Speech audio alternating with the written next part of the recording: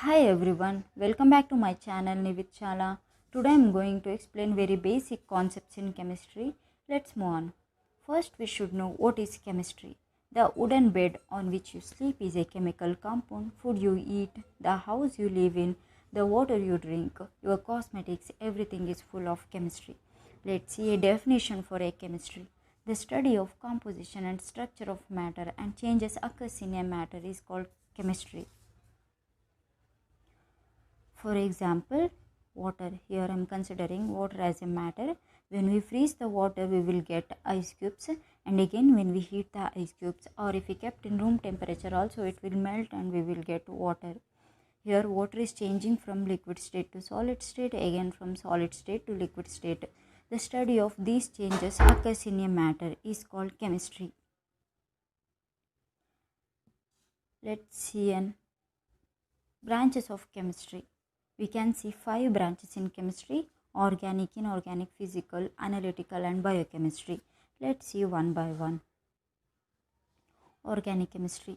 What is an organic chemistry? The study of carbon containing compounds is called organic chemistry. Carbon is very special because we found in everything and it is fundamental basics for chemistry. Inorganic chemistry. The study of materials that don't have carbon atom in it is called inorganic chemistry. For example, table salts. Sodium chloride means sodium chloride doesn't have carbon atom in it. The study of properties of sodium chloride, shape of sodium chloride, this and all comes under inorganic chemistry. Physical chemistry. The study of behavior of materials is called physical chemistry. For example, here again I am considering water as an example. When we freeze the water, we will get ice cubes. Here water is changing from liquid state to solid state. The study of these changes occurring in a material, this behavioral change of a material is called physical chemistry. Analytical chemistry. Analyzing the composition of material is called analytical chemistry. For example, in our drinking water, we don't know what and all elements are present in our drinking water, but chemist can do analysis on that and he can tell how much concentration of iron, zinc, copper, fluorine, chlorine present in our drinking water. Biochemistry. The study of chemistry of living things or living organisms is called biochemistry. Let's see importance and scopes of chemistry. Chemistry is a very important subject and has a wide scope in different fields like drug, food industry, energy like atomic power plants, material engineering. Everywhere we can find importance and scope for chemistry. Let's see what is matter. Matter is anything that has a mass and occupies space. For example, if we kept one pen on a table, it will occupy some space and has some weight, means mass. This is called matter. Classification of matter. Matter can be classified based on changes occurs in a matter. Means if we observe physical change in a matter, it will comes under physical classification. If we see chemical change in a matter, it will comes under chemical classification.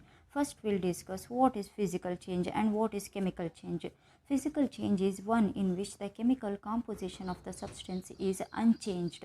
For example, when ice melts, the water is going from solid state to liquid state, but there is no change in chemical composition. But we can see only water molecule in both the phases. Chemical change. Chemical change is one in which the chemical composition of the substance will change. Means chemical bond between atoms must break and form to generate a completely new substance. For example, we can see when hydrogen molecule reacts with oxygen molecule, we will get to water molecule. Here we can see new bond has formed and we got a new substance. Here this is what called chemical change. Let's see physical classification and what and all comes under physical classification. Under physical classification we can see 3 different types: solid, liquid and gas. Solid means solids are having definite volume and definite shape. For example, wood. Liquids. Liquids are having definite volume but no shape. Example, water. If we kept water in a bottle, it will get bottle shape. If we kept in one pot, it will get the top pot shape, but it has definite volume but no shape. Gas. Gas has no definite volume and no definite shape. For example, smoke. We'll move to chemical classification. Under chemical classification, we can see pure substances and mixtures. First, we'll discuss on pure substances. What are pure substances? A single substances which cannot be separated by simple physical methods. Under pure substances, we can see elements and compounds. What is an element? Element is defined as a substance that cannot be decomposed by simple chemical process into two or more different substances. For example, carbon, hydrogen, zinc, copper, everything is an example for element. Compounds. Compounds are defined as a substance of a definite composition which can be decomposed into two or more substances by simple chemical process. For example, sodium chloride is a compound. We can differentiate sodium separate and chlorine separate from some chemical reactions. This is what compound. Mixtures. Mixtures are made up of two or more pure substances. They can be separated into their components by some physical methods. In home mixtures, we can see homogeneous mixtures and heterogeneous mixture. Homogeneous mixture means composition is uniform throughout.